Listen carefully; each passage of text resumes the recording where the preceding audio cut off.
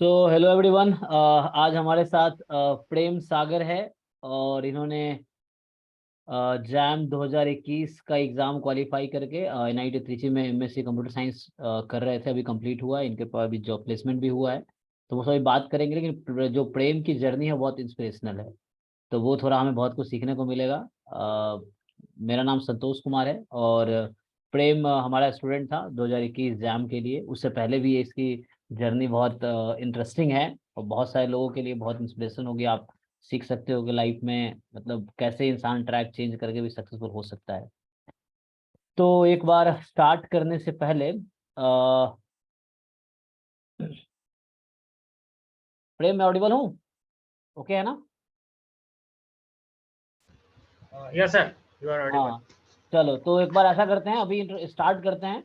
तो पहले तो मैं चाहूंगा आप थोड़ा अपने बारे में बता दो, शुरू से कहाँ के रहने वाले हो, कैसे कैसे पढ़ाई हुई और अभी तक की जर्नी एक बार कैसी रही, ऐसे ही बता दो एक बार जनरल। फिर क्वेश्चंस के थ्रू हम डिस्कस करेंगे। ओके, सो मेरा नाम प्रेम सागर है और मैं बिहार का रहने वाला हूँ। सारण डिस्ट्रिक्ट मेरा घर है और मैं बेसिकली मतलब ग्रामीण एरिया से बिलोंग करता हूँ।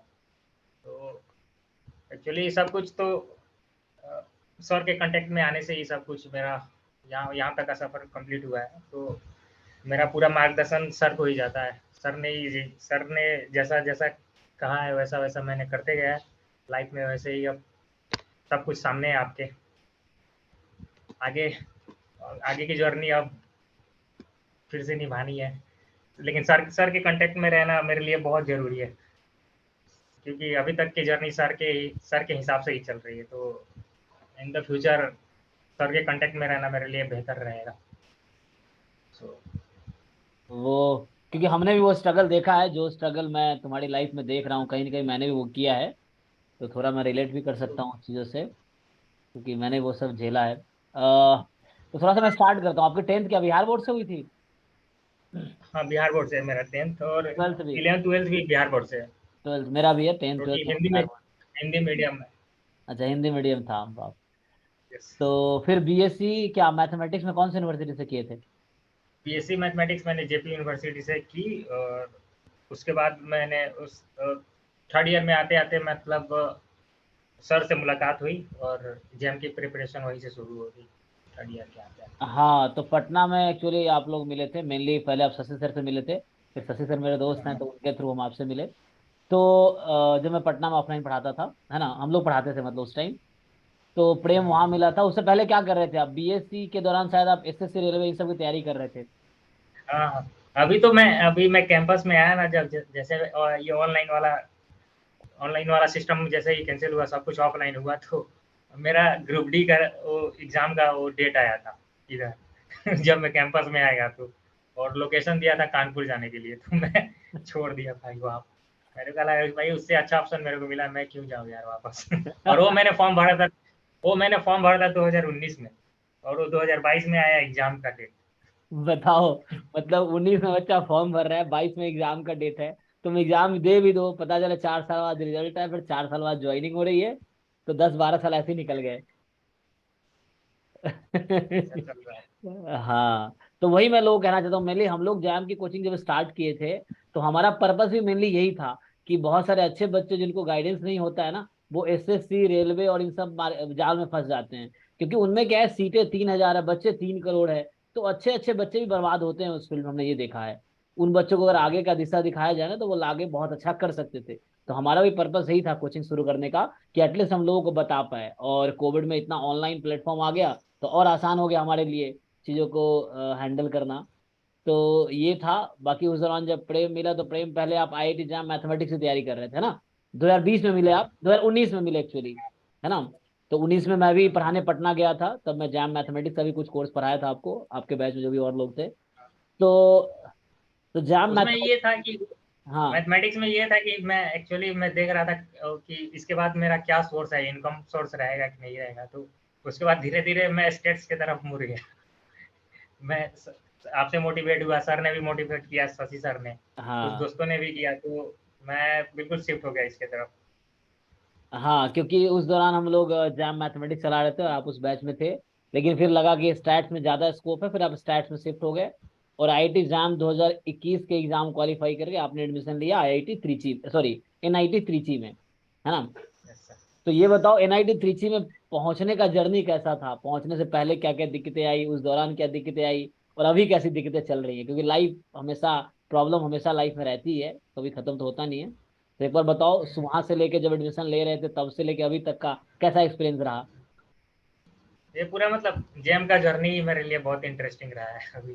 जब से मैंने मतलब आपसे मुलाकात की, आप लोगों से, शशि सर से, तो पूरा एकदम फ्लो बना हुआ है सब कुछ कि ये कर लो, ये कर लो, ये कर लो। ठीक है, तो मैं वो करते गया। लेकिन बाई चांस मतलब ये हुआ कि अंदर से डर भी लग रहा था कि मैं कर पाऊंगा कि नहीं कर पाऊंगा। लेकिन बार बार एक तरह से मोटिवेशन मिलते रहता था, तो डर के साथ भी मैंने वो चीज़ें की, छोड़ा नहीं, डरता रहा, फिर करता भी रहा, ये सब चीज़ें।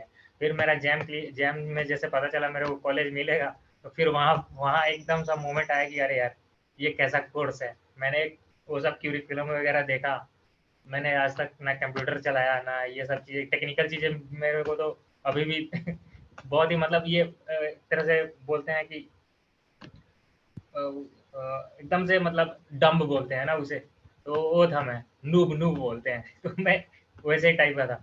फिर मैंने चीज़ें धीरे धीरे मैनेज करना शुरू किया। वहाँ से जब कुछ दोस्त मिले यहाँ पे, जैसे सुधांशु, ओम वगैरह मिले, तो उन्होंने मेरे को कॉन्फिडेंस दिया कि चल तू इस कोर्स में एडमिशन ले ले, बाकी चीज़ें हैंडल हो जाएगा भाई, टाइम से सब कुछ धीरे धीरे, जैसे जैसे टाइम बीतेगा चीज़ें अपने आप सही होते जाएगी, ठीक है ना।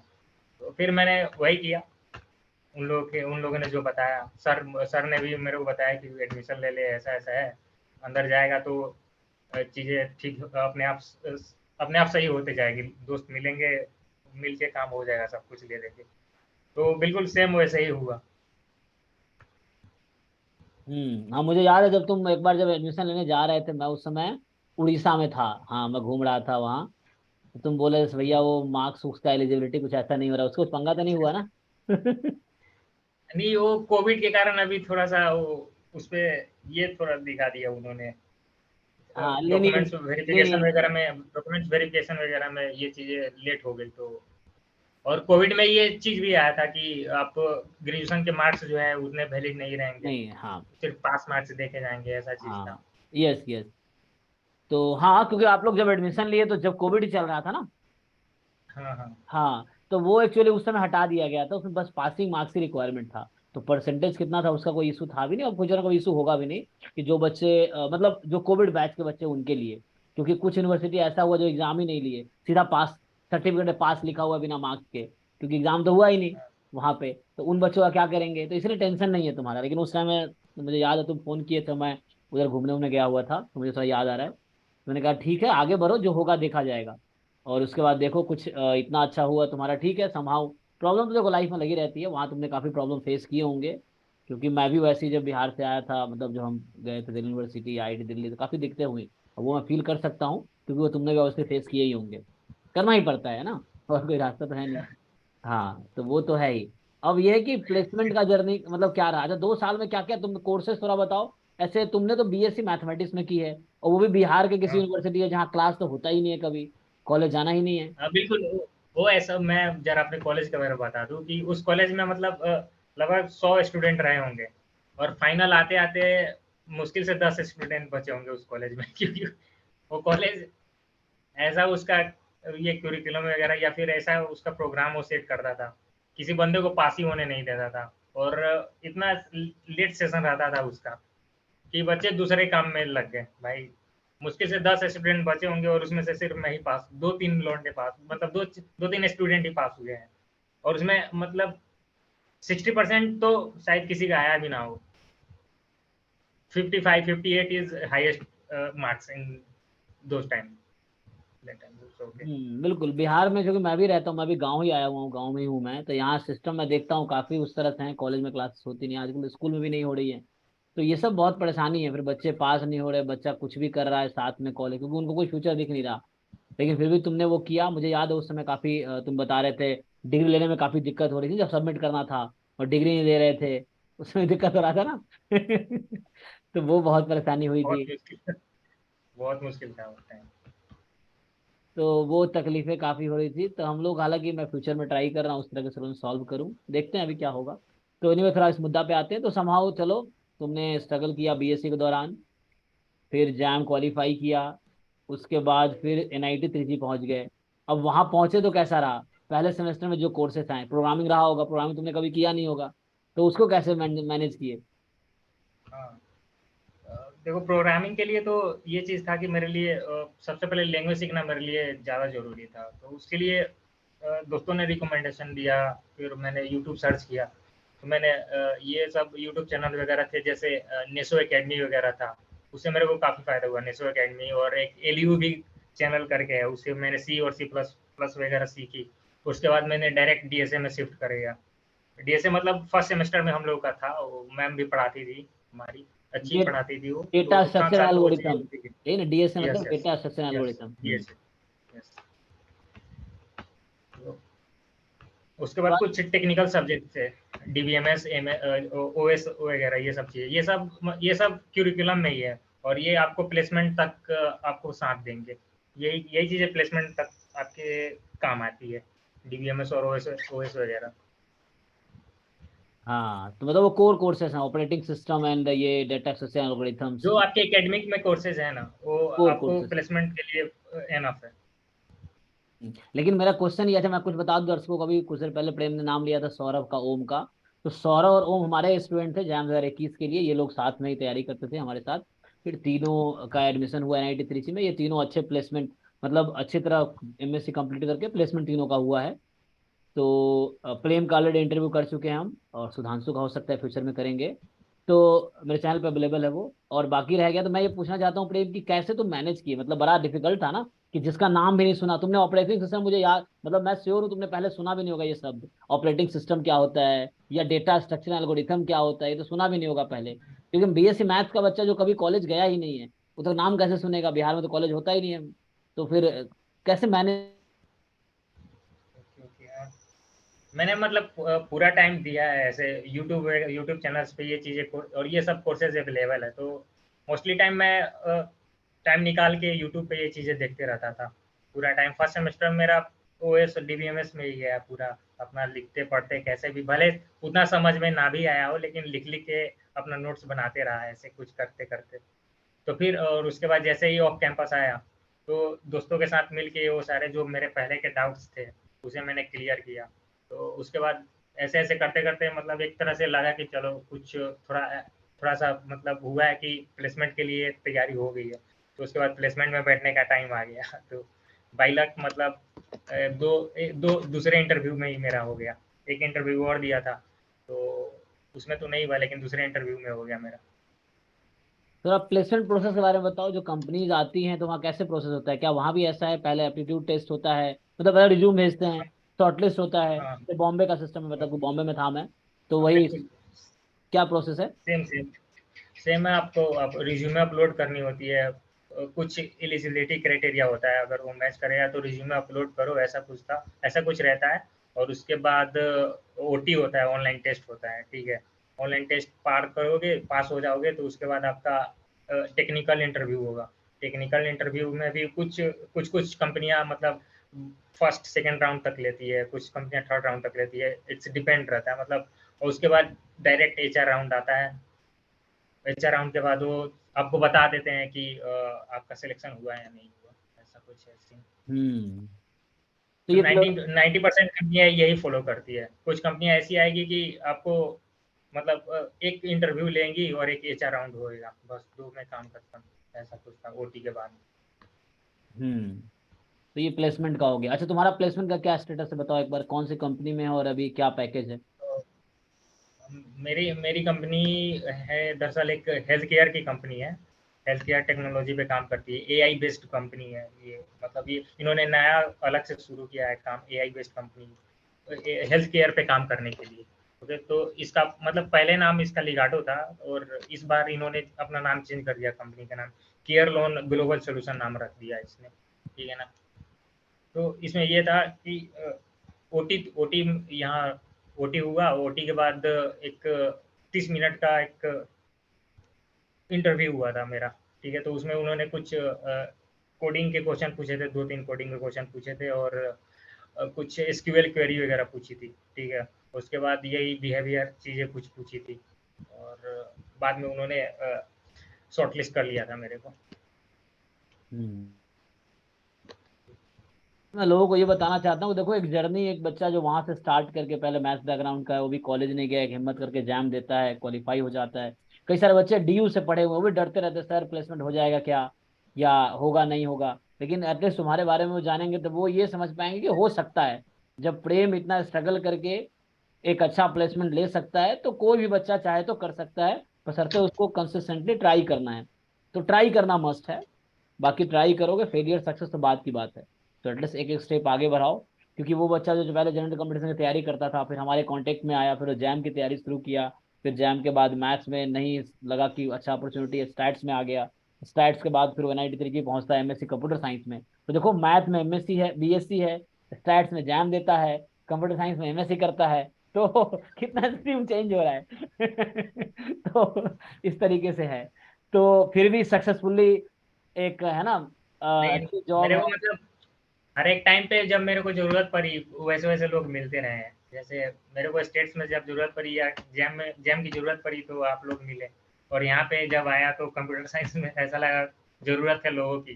तो ये सुधांशु और कुछ स्टूडेंट्स हैं, जैसे ओम हो गया और हाँ राकेश है, निखिलेश है, ऐसे कुछ मतलब बैचमेट्स हैं। तो उन्होंने मेरी बहुत हेल्प की है ऐसी। एग्जैक्टली, मतलब किसी कहते हैं ना, किसी चीज को पूरी शिद्दत से चाहो तो पूरी कायनात उसे मिलाने की साजिश में लग जाती है। तो वो वाली सिस्टम है, सबके साथ ऐसा होता है। अगर आप कोई चीज बहुत दिल से कर रहे हो, ट्राई कर रहे हो, तो कोई ना कोई मिलेगा जो आपको हेल्प करेगा उस जर्नी में। मेरा भी जर्नी ऐसा ही है, मैं भी बहुत स्ट्रगल किया हूँ फाइनेंशियली, समहाउ देखो मैं भी PhD तक पहुंच गया स्ट्रगल करते करते। तो वो मैं एग्री करता हूँ तुम्हारी इस बातों से, कि जब कोई ना कोई उस दौरान मिलता है आपको जर्नी में जो हेल्प करता है, और फिर आप आगे बढ़ते चले जाते हो। कि will due to your will power, आप में आगे बढ़ने की इच्छा है, तो कोई ना कोई हेल्प करता चला जाए। आप डिपेंड नहीं हो सकते, लेकिन आप प्रयास करते रहेंगे तो लोग मदद करने वाले मिलते जाते हैं उस रास्ते में। तो ये तो है। ओके।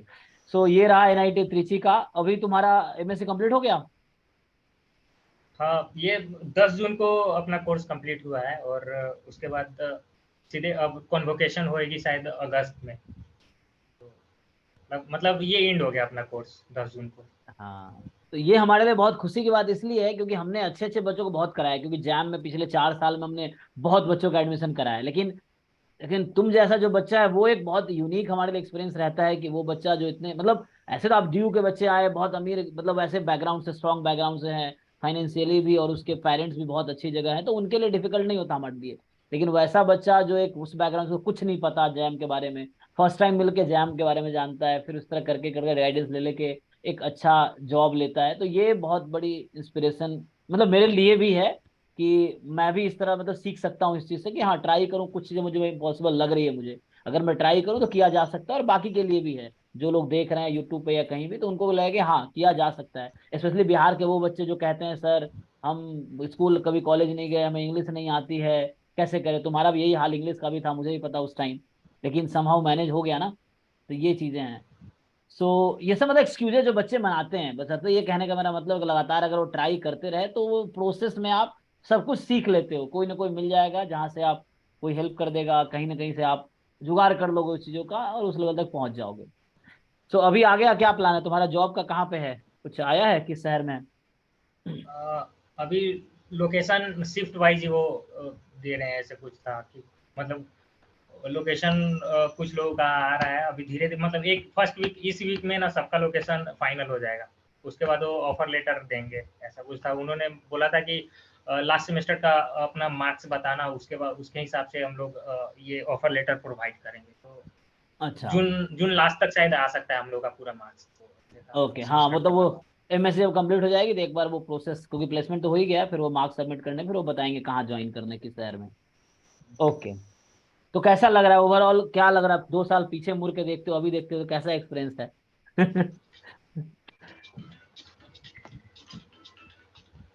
और घर वालों का क्या रिएक्शन है, घर वाले क्या बोलते हैं, अभी सरकारी नौकरी की तैयारी करो या फिर इसी को कंटिन्यू करो, क्या बोल रहे हैं? नहीं, घर एक्चुअली घर वालों की तरफ से ऐसा दबाव था नहीं। और उसका एक कारण ये भी था कि मैं सबसे मतलब एक बहन है उससे थोड़ा बड़ा, उससे बड़ा हूँ। तो हम्म। 2 भाई लोग हैं तो उतना मेरे को मतलब ऐसा था कि कुछ ना कुछ हो जाए भाई कैसे भी, तो हाँ। लेकिन जो भी मिला मेरे को उम्मीद से बहुत ज़्यादा मिला है अभी लाइफ में। तो इसको सँभालने से भी अब ऐसा लग रहा है कि सँभालने में भी डर लग रहा है, थोड़ा-सा डर भी लग रहा है, मतलब ओवरऑल पूरा रोमांच है ये चीज़ें। नहीं नहीं डर भी अच्छा। लग रहा है, कर भी रहा हूँ, डर भी लग रहा है, कर भी रहा हूँ, ऐसा चीज़ है आगे। नहीं मैं तुम्हारी बातों से काफी मैं रिलेट भी कर पा रहा हूँ, जैसे तुमने कहा उम्मीद से बहुत ज्यादा मिलेगा, मुझे भी ऐसा फील होता है कि मैं जहाँ पे भी उम्मीद से बहुत ज्यादा मिल गया है, तो ये चीजें हैं। तो थोड़ा मैं रिलेट भी कर पा रहा हूँ इन चीजों को। सो ओवरऑल ठीक है। बाकी अगर जो लोग अभी, क्योंकि अभी बहुत कम लोग ही ज्वाइन किए, फिर भी आप लोग कुछ क्वेरीज हो प्रेम के बारे में, ये आपने जाना ही है कि ये बिहार से बीएससी मैथ्स में किए हैं, फिर जैम स्टैट्स में दिया था, एमएससी कंप्यूटर साइंस में किए हैं, अभी इनका जॉब है, तो कुछ क्वेरीज हो तो आप चैट में पूछ सकते हैं, अनम्यूट करके पूछ सकते हैं। अदरवाइज जो यूट्यूब पे जो लोग देख रहे हैं तो वो फिर कमेंट में पूछ सकते हैं, मैं कमेंट में रिप्लाई करने की कोशिश करूंगा, वैसा कुछ मेरे लायक होगा तो। ठीक है, तो अभी किसी को क्वेरीज आप चैट में लिख सकते हो, अदरवाइज मैं इसको कंटिन्यू करता हूँ अभी। तो आगे क्या प्लान है, कुछ वैसा प्लान है प्रेम, मतलब क्या कभी ऐसा सोच रहे हो पीएचडी वीएचडी का भी ऐसा कुछ मन हो रहा है कभी? अ, पीएचडी के लिए तो अभी सोचा नहीं है, अभी मेरा पूरा फोकस है जॉब के ऊपर। अपने स्किल्स हाँ। को और ज़्यादा मतलब वो डेवलप करना है, और ये मतलब आगे मतलब 5 सालों तक के लिए तो ऐसा कोई प्लान नहीं है कि और मतलब पीएचडी वगैरह जाना है ये है। क्योंकि हम्म। जो चीज़ें मेरे को मिल गई है बहुत है, अब इसी को हाँ करना है अच्छे से। करना है, अच्छे से इसको करोगे तो बहुत आगे जाओगे, क्योंकि तुम खुद से दम पे स्ट्रगल से यहाँ तक पहुंचे तो तुम्हारे अंदर एक स्टेप वो है, मतलब पोटेंशियल है, तो आगे भी बहुत अच्छा कर सकते हो। सो एक हमने प्रेम का अभी जर्नी जाना है। आप लोगों तो कुछ क्वेरीज अगर हो तो पूछ सकते हो, अदरवाइज मैं थोड़े कुछ क्वेश्चंस और पूछ लेता हूँ। तो बाकी बताओ, जैम उम का जब जवान तैयारी कर रहे थे, अगर कुछ वैसे बच्चे भी जॉम का प्रिपरेशन कर रहे हैं जो बिहार से ही हैं, जिन्होंने कभी तैयारी नहीं की, वो स्टार्ट करा, कुछ जैम उम का कुछ टिप्स दो, कैसे तैयारी करे, क्या कैसे करे, कुछ बता दो वैसा कुछ। जैम के लिए दरअसल ज़रूरी चीज़ है आपको मतलब एक तरह से अपने आप पे थोड़ा विश्वास रखो, ठीक है ना? भले आप ग्रेजुएशन में बहुत लोग सोचते हैं कि टाइम बहुत निकल गया, ये हो गया, अभी तक कुछ नहीं हुआ। तो लेकिन इसके बाद जो आप जैम के बाद की जो जर्नी होती है ना भाई, मतलब जो आप 2 4 5 साल पहले कमा रहे हो, आप इधर 1 साल में कवर कर सकते हो, ये चीज़ें हैं। जैम के बाद में जो आपको अमाउंट मिलेगा आफ्टर प्लेसमेंट, वो चीज़ें बहुत अलग है। और यही है कि अब जैम की तैयारी की बात करें तो देखो, आपको मतलब कुछ ज़्यादा करना नहीं है। आप अपना बेसिक जो मैथमेटिक्स होती है, जैसे 11th-12th वाली, आप वहाँ से शुरू करो, पहले उसे सही करो, ठीक है ना? 11th-12th वाली जो मैथमेटिक्स है, खासकर कैलकुलस वगैरह, ठीक है?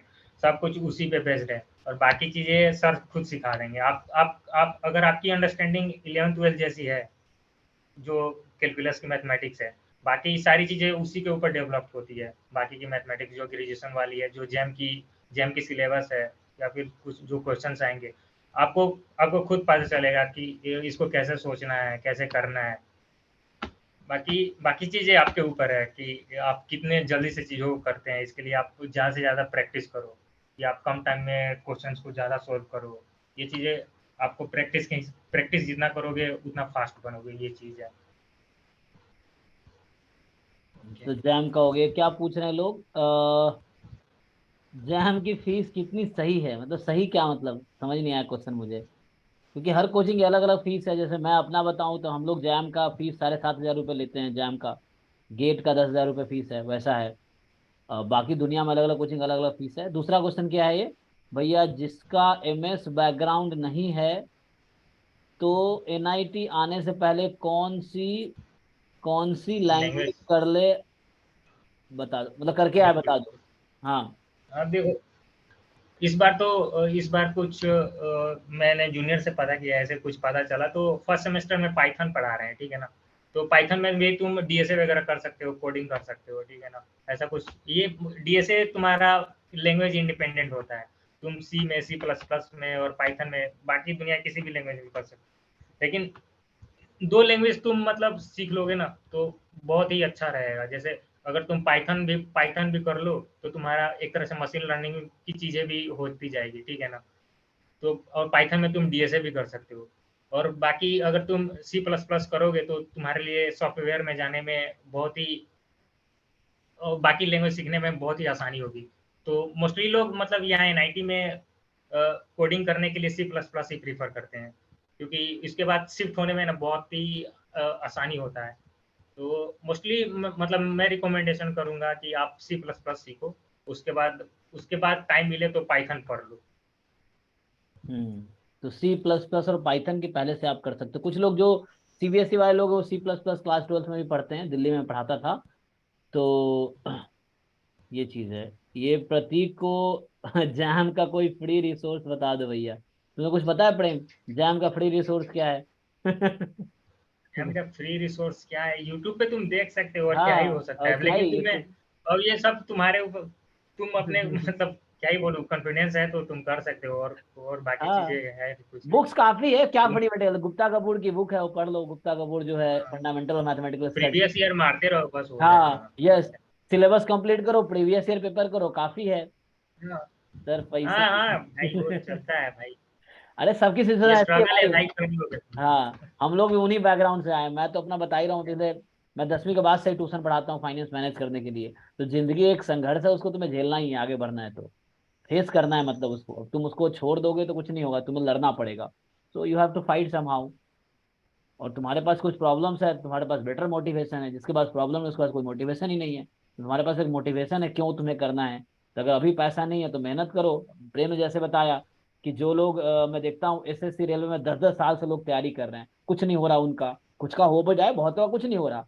लेकिन अगर एमएससी जो बच्चा कर लिया, जैसे प्रेम है या मैं भी जैसे था, तो एमएससी के बाद कम से कम 50,000, 1 लाख, 1.5 लाख, 2 लाख महीने कमाने की तरीका मिल जाता है मुझे। मतलब ऐसे नहीं, मुझे भी मिल गया, प्रेम को भी मिल गया।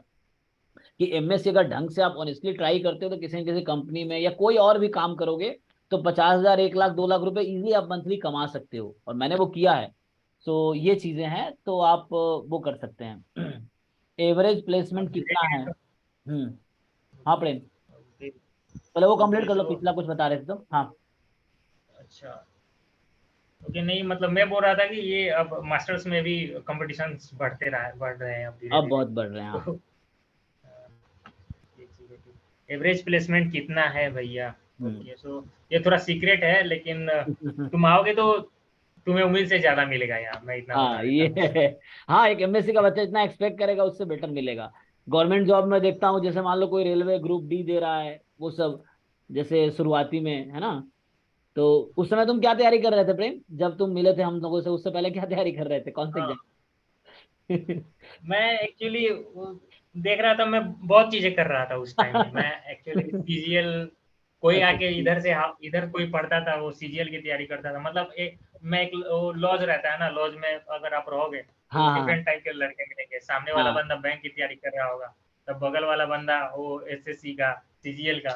तो मैं कभी उसके रूम में चला जाता था, कभी इसके रूम में, उसके रूम में। ऐसा ही मैं मतलब टाइम काटता था, कुछ कर नहीं रहा था मैं। ढूंढ रहे थे और रास्ता। मैं जो फॉर्म भरते थे मैं भी वही सब फॉर्म भर देता था। तो एक्चुअली अब बाद में एक लड़का था, वो शायद एनआईटी वारंगल में है। तो हम्म। उसने मेरे को बताया, वो शशि सर का कांटेक्ट उसके पास था।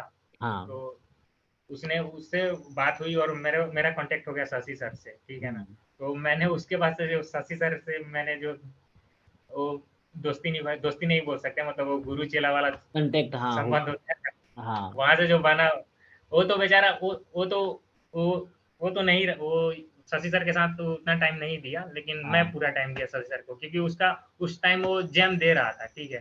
तो उसका हम्म। हो गया था, तो वो चला गया एनआईटी वारंगल। तो उसने मेरे को सजेस्ट किया कि शशि सर से बात कर लो, उनसे उनके पास जाना, पढ़ना, तुम्हें भी कोई हाँ कॉलेज मिल जाएगा मास्टर्स वगैरह के हाँ लिए। उस तो दौरान मैं हम लोग शशि सर से स्ट्रगल बात कर रहे थे। तो उस दौरान हम लोग थोड़ा स्ट्रगल कर रहे थे, कोचिंग शुरू करना चाह रहे थे। तो डिफरेंट कॉलेजों में जा जा के शशि सर भी, मैं भी, हम दोनों भी कई बार साथ में भी गए, कई बार आपको वो ज्यादा गए हैं, अकेले अकेले। तो इस तरह से बच्चों से मिले, तुमसे भी शायद वैसे ही मिले। तुमसे कब मिले फर्स्ट टाइम? अच्छा वो नंबर, उसके नंबर के थ्रू कॉन्टेक्ट नंबर हुआ तो। हाँ हाँ, तो वो लड़के ने दिया, तो उस लड़के से मिले होंगे। डिफरेंट कॉलेज में जा जाके हम लोग बताते थे लोगों को कि जैम क्या होता है। पटना में जितने कॉलेज, हर कॉलेज में गए हम, कि जैम होता क्या है, कैसे कर सकते हो, उसमें क्या स्कोप है, एमएससी के बाद क्या क्या कर सकते हो, जॉब की भी अपॉर्चुनिटी, ये सब हम जा जाके बताते थे पटना में 2019 में, जब कोविड नहीं आया था। फिर कोविड आ गया तो हमारा ऑनलाइन सारा सिस्टम हो गया, पहले ऑफलाइन था हमारा। तो इस तरह से था, उसी दौरान प्रेम से भी मिले थे। तो ठीक है, तो यही सब रहा। बाकी कौन कौन सी जॉब प्रोफाइल के लिए कंपनीज आती हैं? तो वहां पे आई थिंक क्या है, डेटा एनालिस्ट, डेटा साइंटिस्ट, यही सब होता होगा, और मशीन लर्निंग इंजीनियर, इस तरह कुछ। ये कंप्यूटर साइंस का कोर्स है, तो अगर एमएससी कोर्स की बात करूँ तो ये ज़्यादातर डाटा ओरिएंटेड ही कोर्स है, इसका कुरिकुलम देखोगे तो। लेकिन मोस्टली मतलब लोग यहाँ जो बच्चे आते हैं ज़्यादातर ओरिएंटेड रहते हैं डाटा सॉफ्टवेयर के तरफ, ठीक है ना। तो दोनों में ही प्लेसमेंट 50-50 होता है। जैसे मेरा प्लेसमेंट डेटा में हुआ है, मेरा मैं ये प्रेफरेंस रहता है कि आप किस में जाना चाहते हो। तो जैसे हम लोग का जो कोर्स है एमएससी, वो एमसीए डिपार्टमेंट और एमटेक डाटा एनालिटिक्स डिपार्टमेंट में मतलब मर्ज रहता है, तो पूरा एक सीए डिपार्टमेंट बना हुआ है। तो इसके लिए जो प्रोफाइल सबके लिए सेम ही प्रोफाइल आती है, और बच्चे खुद चूज करते हैं किस में जाना रहता है। ये होता है मतलब आपके पास दोनों चांस रहता है। जब आओगे तो आपके हाथ में दोनों चीजें रहेगी, एक डाटा में जाने के लिए, सॉफ्टवेयर में जाने के लिए, ये हम्म। चीजें हैं। मतलब ये सॉफ्टवेयर इंजीनियर का प्रोफाइल चूज कर सकते हो तुम, डेटा साइंटिस्ट का प्रोफाइल होता है, डेटा एनालिस्ट का प्रोफाइल होता है, इस तरह के डिफरेंट प्रोफाइल्स आते रहते हैं। सो आपका जो भी इंटरेस्ट है, पहले जॉब डिस्क्रिप्शन आता है, तो आप जॉब डिस्क्रिप्शन पढ़ो, आपको उस जॉब में इंटरेस्टेड हो, फिर आप अप्लाई करो, फिर कंपनी को लगेगी आप सुटेबल कैंडिडेट हो तो आपको हायर करेगी, इस तरह का प्रोसेस रहता है। तो यही सब है आई थिंक। तो प्रेम, तुमने टाइम दिया इसके लिए बहुत बहुत धन्यवाद। और कुछ बताना चाहते हो किसी को अपनी जर्नी के थ्रू, कुछ मैसेज देना हो, या कुछ अपनी तरफ से बताना हो, जो जैम की तैयारी कर रहे हैं जो लोग, या जो लोग थोड़े होपलेस होते हैं, क्या करें लाइफ में, कुछ समझ नहीं आ रहा, तो अगर कुछ बताना हो तो आखिरी मैसेज एक बार बताओ, फिर हम लोग स्टॉप करेंगे यहाँ पे। ऐसा देखो, अगर तुम लोग जैम दे रहे हो तो तुम्हारे पास प्लेसमेंट के भी चांसेस रहेंगे, ठीक है ना। तो ऐसा सोचो मत कि मास्टर्स करके क्या ही होगा, क्या नहीं होगा। कॉलेज आओ, यहाँ पे कॉलेज एंजॉय करो, पढ़ो, ठीक है। कंपनियां आएंगी, उठा लेंगी तुम्हें, ठीक है। जैसे यहाँ पे एनआईटी एमएससी मैथमेटिक्स में भी जो बच्चे हैं उनका बैंक में जॉब हुआ है, अच्छा खासा बैंक में जॉब हुआ है। तो हम्म। जहाँ भी जाओगे मतलब प्लेसमेंट हो जाएगा, ऐसा है, ठीक है ना। तो जैम दो, तो मैथमेटिक्स से दो, स्टैटिक्स से दो, प्लेसमेंट के चांसेस तुम्हारे लिए बने रहेंगे, ऐसा है। यस। एमएससी मैथमेटिक्स से भी प्लेसमेंट होता है। मैं आपको एग्जांपल, अभी पिछले बार में टॉक लिया था कपिल गुप्ता का, आपने देखा होगा, पीएचडी टॉक लिया था, उसमें वही था, Kapil Gupta MSc mathematics IIT Delhi से किए थे, और उनका भी प्लेसमेंट हुआ था। फिर वो प्लेसमेंट के बाद कुछ साल जॉब किया, फिर वो भी आईआईएम बैंगलोर से पीएचडी कर रहा है। तो वो आईआईटी दिल्ली में, चूंकि मैं था एमएससी मैथमेटिक्स में, वहाँ भी एमएससी मैथमेटिक्स प्लेसमेंट होता है, जो इंटरेस्टेड लोग हैं, जो सुटेबल लोग हैं उनका। आईआईटी बॉम्बे में था, वहाँ भी एमएससी मैथमेटिक्स से प्लेसमेंट होता है। एक्सेंचर कंपनी जो एमएससी स्टैटिस्टिक्स वालों को ले जाती है, वही कंपनी एमएससी मैथमेटिक्स वालों को भी ले जाती है। हमारे क्लास में ही था, मैं नाम भूल रहा हूँ, आई थिंक वो स्टीफेंस का बच्चा था, सेंट स्टीफेंस जीयू से बीएससी किया था, बॉम्बे से एमएससी किया। वो बहुत अच्छे प्लेसमेंट के साथ एक्सेंचर में भी जॉब कर रहा है। और एमएससी मैथमेटिक्स से और भी लोगों का प्लेसमेंट होता है, स्टैटिस्टिक्स में तो होता ही है। एनआईटी त्रिची में एमएससी कंप्यूटर साइंस है, वहाँ भी होता है। तो MSc math, stat, computer science, सब में जॉब अपॉर्चुनिटीज है, आपको स्किल डेवलप करने की जरूरत है। अब दो पेपर दे रहे हो ना, एमए दो चाहे एमएस दो, मतलब ऐसे कोर्स मिलेंगे। जैसे एमए से दोगे तो मैथमेटिक्स एंड कंप्यूटिंग कुछ कुछ कोर्सेज हैं, हाँ। आईआईटी ये गांधीनगर, ये पता नहीं कौन सा है, उधर उधर के भी कोर्सेज अच्छे हैं। वहाँ से गुवाहाटी वगैरह जो है, गुवाहाटी में वहाँ आईआईटी से भी गुवाहाटी। प्लेसमेंट अच्छे हो रहे हैं। हाँ। हाँ। चांस बनेंगे तुम्हारे लिए अगर मेहनत करोगे तो, ऐसा है।